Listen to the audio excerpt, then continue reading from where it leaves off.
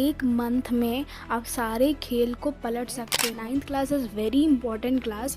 अगर आपका mindset change हो गया ना गाइज, मैं एश्योर करती हूँ अगर आप बिलो एवरेज बच्चे हो तो टॉपर होके निकलोगे। हरे कृष्णा क्लास 9 कैसे आप सभी, आई होप कि सारी चीज़ें मस्त चल रही होगी। ठीक है, ये उन बच्चों के लिए वीडियो है जो अभी तक अपना सिलेबस ख़त्म नहीं किए हैं, चाहे वो मैथ्स की हो, साइंस की हो या कोई भी सब्जेक्ट की हो। So guys, my name is Shubhadi, you can call me. ठीक है, शुभादी। जब हम लोग कंप्लीट रोड मैप समझने वाले हैं of science, maths, English, SST and Hindi. So let us first go through with science master plan.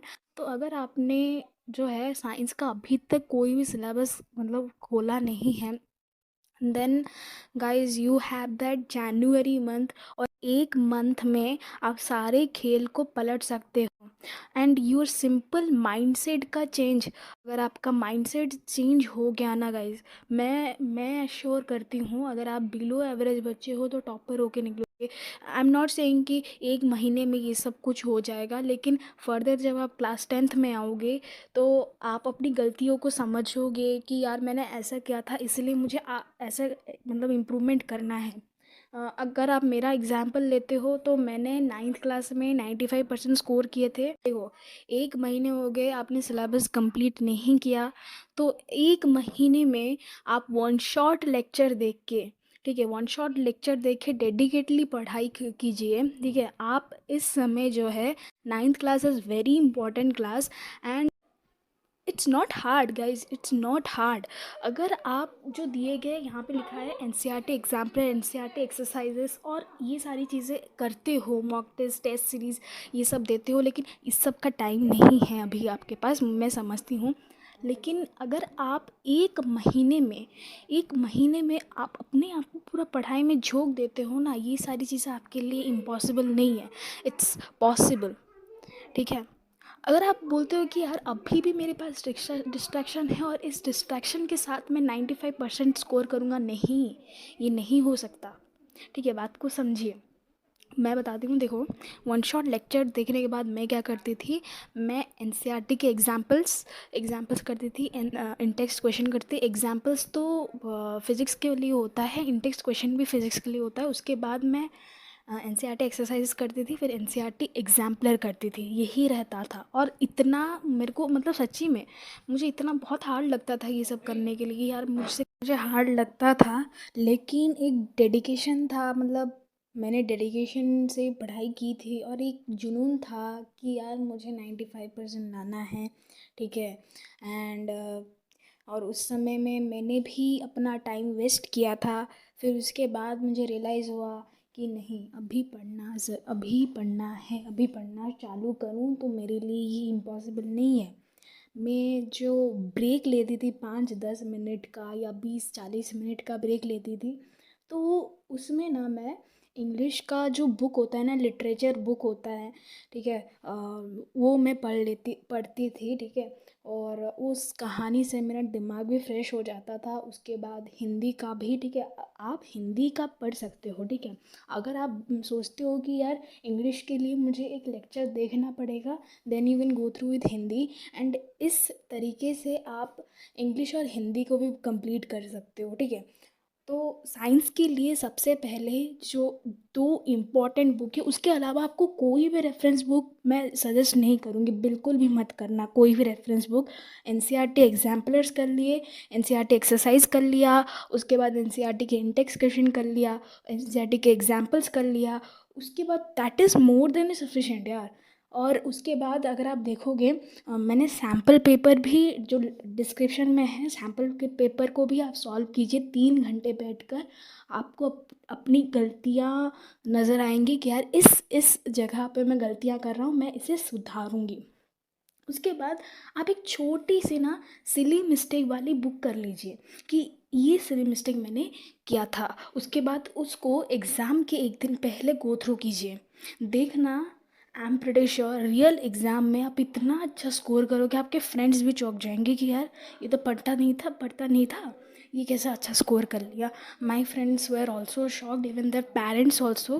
ठीक है, क्योंकि उनको पता था कि ये नहीं कर पाएगी। ठीक है, एंड बहुत ही खरी खोटी सुनी थी मैंने, लेकिन स्टिल जो जुनून सवार होता है ना, एंड जो माइंडसेट आपके दिमाग में होता है, तो वो आपको अपनी सफलता से मिलाने के लिए पूरी कोशिश करेंगे, ठीक है। और उसके बाद देखिए, मॉक टेस्ट देना बहुत ज़रूरी है। मॉक टेस्ट के लिए आप क्या कीजिए, सैम्पल पेपर को सिंपल सॉल्व कीजिए। मॉक टेस्ट, टेस्ट सीरीज, वो सब चीज़ें सैम्पल पेपर को ही करना है 3 घंटे बैठ कर, ठीक है। हाँ, फिज़िक्स के लिए और केमिस्ट्री के लिए, बायोलॉजी के लिए बुक पढ़ना इज़ मैंडेटरी। नहीं तो रीज़न और एसेसन वाले क्वेश्चन को आप नहीं कर पाओगे। आपको हार्ड लगेगा कि देख के, यार मैं तो पढ़ा नहीं था, ये कैसे आ गया। तो दैट इज़ इम्पॉर्टेंट कि आप बुक रीडिंग करो, मेक इट अ हैबिट। अगर आपका मतलब आप नहीं पढ़ पा रहे हो, but still you should try, ठीक है। You should go through, and अगर आप ट्राई भी नहीं करना चाहते हो तो सैम्पल पेपर के आप एसेसन और रीज़न को देख लीजिए और उसी के हिसाब से पढ़ लीजिए। उसके बाद बढ़ते हैं maths. Maths is a very crucial subject, ठीक है। मुझे भी काफ़ी हार्ड लगता था जब मैं पहली बार 9th में आई, और एक वीक में मुझे पता चल गया कि यार इसमें तो सारे प्रूव ही प्रूव है, इसमें तो सारी थ्योरी है आधी मैथ्स इसमें, ठीक है। मुझे ऐसा लगता था, प्रूव वाले क्वेश्चन हार्ड रहते थे थोड़े से मेरे लिए। उसके बाद मैं साल दर साल जब मैं मतलब देखती रही तो उतना हार्ड नहीं लगा, ठीक है। आप साल के एंड में आ जाते हो तो आपको उतना हार्ड नहीं लगता, but if you have solved NCERT exemplar and NCERT exercises, तभी आपको हार्ड नहीं लगता। और प्रीवियस ईयर क्वेश्चन पेपर क्या होते हैं, बेसिकली वही सैम्पल पेपर के टाइप के, क्योंकि 9th में वैसा तो बोर्ड होता नहीं है, ठीक है। अगर आपके स्कूल में होता तो, नहीं, किसी स्कूल में शायद नहीं होता, ठीक है। तो सैम्पल पेपर लगाना ज़रूरी है इसके लिए 3 घंटे में। और मैथ्स में ना जो पेपर कहीं कभी कभी किसी का छूट जाता है, और इसे ना प्रैक्टिस करना है। अगर आपका पेपर नहीं छूटेगा तो आप 3 घंटे लगातार बैठने की हैबिट कीजिए, उसको सीरियसली लीजिए, उस एग्ज़ाम को जो आप दे रहे हो सैम्पल पेपर करके। और मैंने, आप चिंता मत कीजिएगा, सारे सब्जेक्ट का सैम्पल पेपर मैंने प्रोवाइड कर दिया है, ठीक है, सारे सब्जेक्ट का, ठीक है। अब देखिए एसएसटी के लिए क्या करना है, ठीक है। आप मतलब देखोगे तो 8th से 9th में बहुत बड़ा डिफरेंस आ चुका है, मतलब एसएसटी के लिए 4 बुक्स पढ़ने पड़ते हैं, दिमाग ख़राब सा हो जाता है, ठीक है। और लाइक सीरियसली मुझे एसएसटी के लिए बस एक ही दिन का गैप मिला था, और मैंने पता नहीं कैसे उस टाइम पे मैंने सॉल्व किया था, जो है ना, वो बहुत ही ज़्यादा प्रेशर था, एंग्जाइटी हो रही थी, कैसे करूँ कैसे करूँ कैसे करूँ। तो फिर एसएसटी के लिए मैंने खास क्या किया था, मैंने 1 महीने पहले ही पढ़ना चालू कर दिया था, ठीक है। तो एसएसटी को अगर आप एक रात में समझना चाहते हो देन नॉट पॉसिबल। हाँ, ये पॉसिबल हो सकता है कि आप वन शॉट लेक्चर देख सकते हो, ठीक है। वन शॉट लेक्चर देख के आप अपना कवर कर सकते हो सारी के सारे चैप्टर। लेकिन आई वुड रिकमेंड कि अभी से, आपको अगर ये वीडियो मिल चुका है तो यू शुड डू नाउ, मतलब स्टार्ट करना है एसएसटी, अभी से आप स्टार्ट कर लो एसएसटी, ठीक है। देखो, वन शॉट लेक्चर देख के हिंदी में समरी समझ लेना क्वाइट ईजी, इंग्लिश में कैसे लिखोगे यार, इसीलिए रट्टा मारना पड़ता है एसएसटी में, ठीक है। तो बुक पढ़ना यार, ठीक है। Book reading is a must in SST. और बुक के जो इम्पोर्टेंट पैराग्राफ है, आपको लग रहा है कि इस पैराग्राफ से क्वेश्चन बन सकते हैं, तो उससे क्वेश्चन बनाइए और आंसर भी वहाँ से लिखिए। और ऐसे ही नोट्स बनाना है आपको, ठीक है। ऐसे ही नोट्स बनाना है, कैसे कि एक पैराग्राफ को पढ़ लिया, उसके बाद उससे पॉसिबल क्वेश्चन बना के लिख दिया, उसके बाद आंसर भी उस पैराग्राफ में मिलेगा, वो आंसर भी आप पॉइंट वाइज करके लिखोगे, पॉइंट वाइज करके आंसर लिखना आपको, ठीक है। If you have to impress that examiner, ठीक है। और एमसीक्यू के लिए आप वन शॉट लेक्चर देख सकते हो, लेकिन एमसीक्यू तो 20 मार्क के होते हैं, बाकी तो सब हमें लिखना होता है, तो इसीलिए खुद से पढ़िए। लास्ट के मिनट में आप बस मैप वर्क के लिए जो होता है ना, वन शॉट देख सकते हो यूट्यूब से। लेकिन अगर आप चाहते हो कि अ, अच्छे से आंसर लिखूँ मैं, तो खुद पढ़ना पड़ेगा और वो भी अंदर से, बुक के अंदर से। और नोट्स अगर आप नहीं भी बनाना चाहते हो तो बुक के अंदर ही जो है अंडरलाइन कर लीजिए इंपॉर्टेंट लाइन्स को, इंपॉर्टेंट पैराग्राफ को, और उसी हिसाब से उसका पढ़ लीजिए। उसके बाद the most important thing is sample paper, जो कि मैंने जो है डिस्क्रिप्शन में दे दिया है।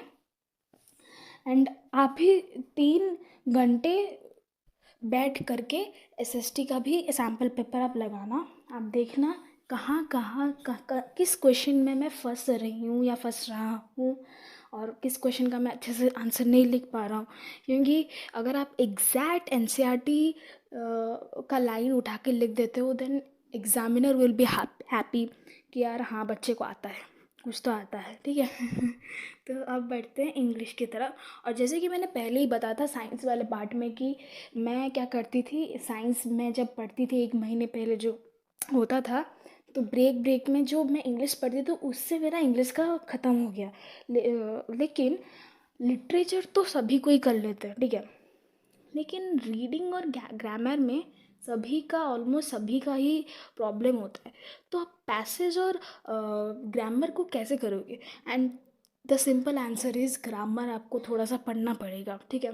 ऐसा नहीं होता, कुछ बच्चा ऐसा होता है, और even I was like that कि आप देखते हो कौन सा ऑप्शन फिट बैठ रहा है किसी भी सेंटेंस में, और उसे आप टिक करके आ जाते हो। नहीं यार, 9th का ग्रामर और 10th के ग्रामर वो पूरे डिफरेंट होता है। आपको समझना पड़ेगा डिटर्मिनर्स क्या होता है, प्रेपोजिशन क्या होते हैं, आर्टिकल्स, टेंसेस, और सब्जेक्ट, वर्ब, कॉन्कोर्ड, ये सारी चीज़ें, ये ग्रामर आपको समझनी पड़ेगी, ठीक है। आप जाके देख सकते हो इंग्लिश ग्रामर, ठीक है, यूट्यूब से, वहाँ पे अच्छे अच्छे लेक्चर्स भी पड़े हुए हैं। और मेरा ये 10th ख़त्म होने के बाद आई वुड ट्राई कि जो है 10th क्लास में आपको इंग्लिश ग्रामर करवाऊँ मैं, ठीक है। एंड फॉर पैसेज आपको सैम्पल पेपर लगाने हैं, और आपको समझना पड़ेगा कि यार कैसे कैसे पैसेज आते हैं और किस तरीके से मैं अप्रोच करूँ इस पैसेज को, ठीक है। तो एंड ये तो है कि सैम्पल पेपर। और हाँ, वोकैबलरी इम्प्रूवमेंट, वोकैबलरी को कैसे इम्प्रूव करूँ? वोकैबलरी को इम्प्रूव करने के लिए आपका जो लिटरेचर का बुक होता है ना, आपको लिटरेचर में ज़्यादातर वोकैबलरी को यूज़ करना होता है। तो लिटरेचर में जितने भी आपको दिख रहे हैं कि ये हार्ड वर्ड्स है, ये डिफ़िकल्ट वर्ड है, आप उसका मतलब समझ लीजिए, और उसी हिसाब से लिटरेचर में जब आप आंसर राइटिंग के पार्ट में जाते हो उसी हिसाब से उसको यूज़ कीजिए। एग्जामिनर खुश होगा। और even I scored the highest mark in my zone, ठीक है, उड़ीसा जोन में मैंने मतलब अच्छे खासे मार्क्स स्कोर कर लिए थे इंग्लिश में। और जो मेरे प्री एनुअल के मार्क्स थे जो काफ़ी मतलब घटिया थे, ऑफ कोर्स इंग्लिश में मेरे घटिया थे। और उसके बाद मैंने टीचर को प्रूव कर दिया कि यार nothing is impossible like that, ठीक है। और उसके बाद हम देखते हैं हिंदी मास्टर प्लान। देखो, हिंदी के लिए कुछ नहीं करना है, जो मैंने साइंस के लिए बताया था, मैं या तो इंग्लिश पढ़ लेती थी, हिंदी पढ़ लेती थी। एंड अगर ग्रामर के लिए तो वही चीज़ आपको समझनी थोड़ी सी पड़ेगी। और उसके बाद आप, हाँ, हिंदी ग्रामर में ना आप इंग्लिश के ग्रामर तो ऐसे कर लेते हो कि ये मेरा फिट बैठ रहा है तो मैं इसे लगा देता हूँ, इसे टिक करके आ जाता हूँ। कभी कभार मतलब सच नहीं, मतलब ठीक हो जाता है। और उसके बाद जो हिंदी ग्रामर की बात हम लोग कर रहे हैं, हिंदी ग्रामर में आपको थोड़ी चीज़ें समझनी पड़ेगी, इम्पॉर्टेंट हो जाता है। क्योंकि हिंदी ग्रामर को समझे बिना, क्योंकि इंग्लिश इंग्लिश इंग्लिश है नहीं वो, ठीक है, जो आप फिट बैठ रहा है वो उसको मार के आ जाओगे, नहीं, आप उसको थोड़ा सा समझना पड़ेगा हिंदी ग्रामर को। और उसके बाद प्रीवियस सैम्पल पेपर जो मैंने दिया है उसको आप अच्छे से प्रैक्टिस कर देना। बुक को रीड मारना है इंग्लिश और हिंदी में, दोनों में, ठीक है। And that's all for the day. जो मैंने सैम्पल पेपर, प्रैक्टिस पेपर दिए हैं वो डिस्क्रिप्शन में दे दिया है, और यहाँ पे डिस्क्लेमर है, ठीक है। और thank you everyone, and this was my first video, ठीक है। सॉरी, माफ़ कर देना मेरे को अगर कुछ गलती हुई है तो। एक ही शॉट में मैंने विदाउट एनी स्क्रिप्ट इसको रिकॉर्ड किया है। एंड अभी मेरे प्री बोर्ड चल रहे थे, 10th में हूँ मैं। और मैं मतलब ट्राई करूँगी कि 10th भी आपको पढ़ाऊँ अच्छे से। एसएसटी में पढ़ाने वाली हूँ, एसएसटी या केमिस्ट्री के ठीक है, 2 पढ़ाने वाली हूँ। फिर पढ़ाने के बाद आप बोलोगे कि आप मेरे से पढ़ना चाहते हो या नहीं, क्योंकि आपका फीडबैक ही मुझे मोटिवेट करता रहेगा कि मैं और भी ज़्यादा वीडियो बनाऊँ, ठीक है। और इस वीडियो में मुझे समथिंग लाइक 10 कमेंट चाहिए, ठीक है, कि कैसा रहा वीडियो और मुझे क्या इम्प्रूवमेंट करना पड़ेगा, ठीक है। और अभी जो है आप पढ़ने में लग जाओ, ठीक है। All the best for your final exam, ठीक है। मेहनत रंग लाता है, hard work never goes waste. बात को मेरी मतलब ध्यान से समझना और उसको पूरा दिमाग में बैठा लेना। मेरे भी जो हालत हुए थे 9th के एग्ज़ाम में, फाइनल में जो 1 महीने पहले प्रिपरेशन में बहुत ही ताना सुना मैंने, लेकिन बाद में मैंने उनको प्रूव करके दिखा लिया। बस मेरी कहानी को अगर आप याद रखोगे तो आप भी फोड़ दोगे। अगर आप ताने सुन रहे हो तो मैं इसे करके दिखाऊंगा बोल के लग जाओ पढ़ाई में, ठीक है। धन्यवाद गाइस। हरे कृष्णा।